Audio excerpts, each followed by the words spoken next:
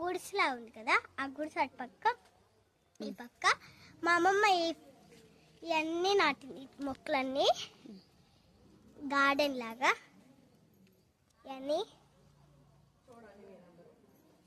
ఇటు పక్క అయితే టమోటాల చెట్టు అయితే ఇక్కడ చూడండి, టమోటాలు కాసాయి, ఇంకా రెడ్గా అవ్వాలి, గ్రీన్గానే ఉన్నాయి అన్నీ.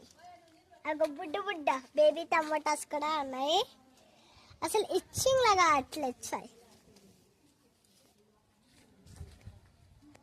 ఇక్కడ మొత్తము ఇక్కడ కూడా టమాటాలు, ఆ కింద ఇక్కడ అడుగునా.